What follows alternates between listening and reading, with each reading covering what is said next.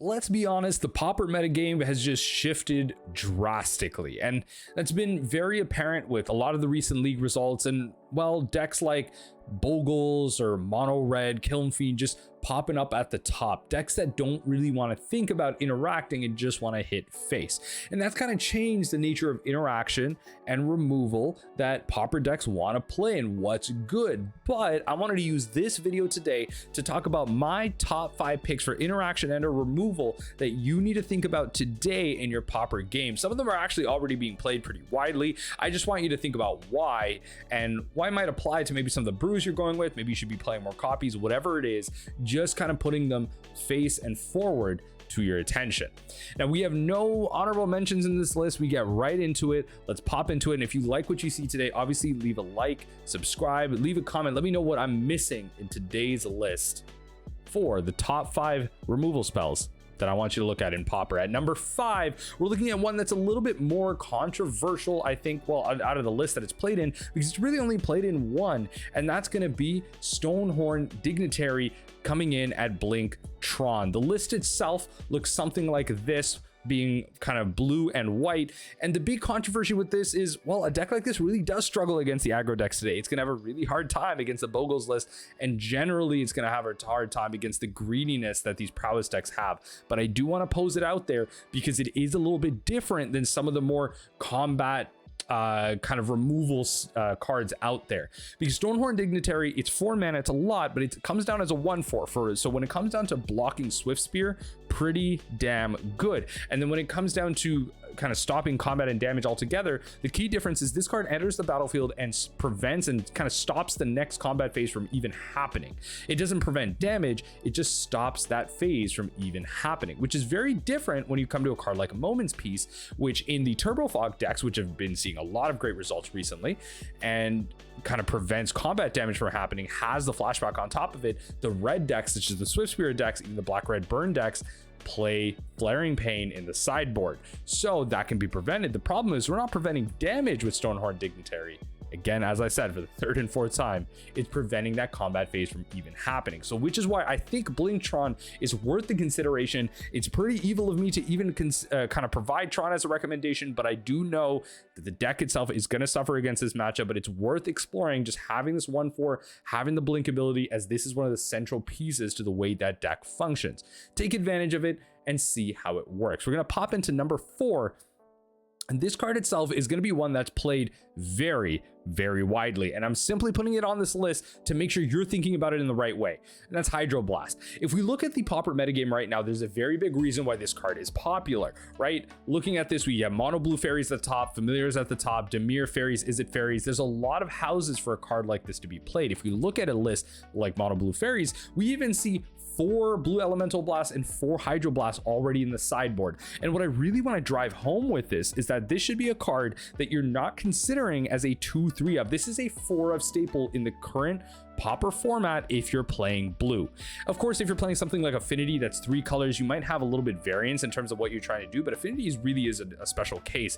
If you're playing something like Control, you should be playing 4 copies, because it not only stops Swift Spears, but it also stops the burn decks that, again, are the type of strategy that doesn't really want to think about how it's interacting with you. It just wants to go face. So you need to make sure that cards like Hydroblast are replacing your counter spells, so that your counter spell isn't necessarily countering Swift Spears, it's destroying them when they resolve as well. So it's a fantastic top deck in all fronts. Replace your removal in the post board and make sure you have all the answers you need with a card like this. And the reason I recommend this, obviously, is it matters more so in Legacy, but it has that if clause in it. So if for some reason the color of a card changes, whatever. Again, I'm not sure if that's really a thing in Pauper, more so in Legacy, but again, Hydroblast, top consideration as a 4 of. Not so much that you should be playing it, that you should be playing it to its maximum.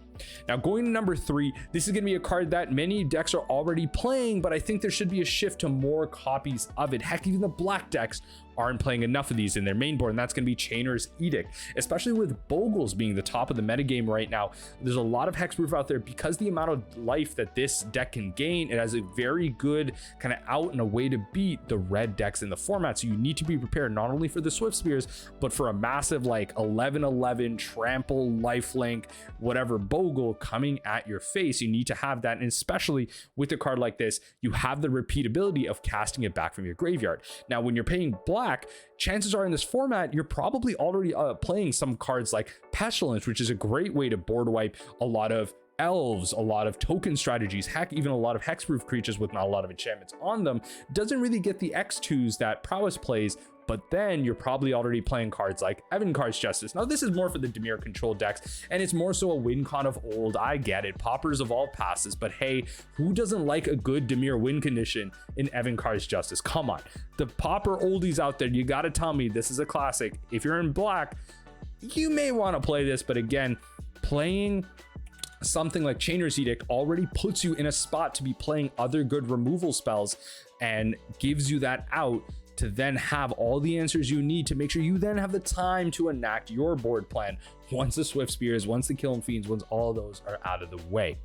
Let's pop into number 2. This is going to be something that, well, a lot of decks should be playing. I'm not seeing a lot of these inside boards, in main boards, and that's going to be Dead Weight, an enchantment that actually is really powerful, because at the end of the day, when all is said and done, when the prowess triggers have disappeared, Monastery, Swift Spear, Kiln Fiend, all these creatures become X2s. So Dead Weight becomes that removal. If you're able to kind of maybe create a trump blocker, you put a Dead Weight on it, that Swift Spear dies. A card like this becomes really powerful as an enduring effect to create that -2 toughness.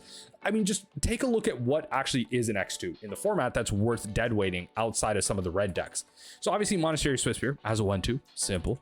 We have Kitchen Imp, which, I mean, you may not bring in dead weight against a matchup like Black Red Burn. I'm simply using it to highlight it. Timberwatch Elf, obviously if you're playing black, again, you're probably playing Pestilence, you're probably playing other types of board wipes, but again, those are usually -1/-1. Dead Weight's useful against that matchup as well. And then finally, even Crimson Fleet Commodore out of the Izzet Fairies decks, the Izzet Scred decks, is a 5/2. Having -2/-2, heck, -1/-1 is good enough in this format. -2/-2 is premium, right? Take a look at Evankar's Justice. Now again, having a card like Dead Weight is fantastic in your black decks, just like your kind of Edict effects. Playing and being in black gives you access to the tools you need to beat the aggression in this format, and that's what you need to be considering. Finally, at number 1, this is a card that actually I'm only seeing one type of blue deck playing, and I'm kind of upset at it. I think I'm kind of upset, and I think it might just be because of the access to colors. It's a good option, but for a lot of reasons I actually think it's better than Edicts. Curfew.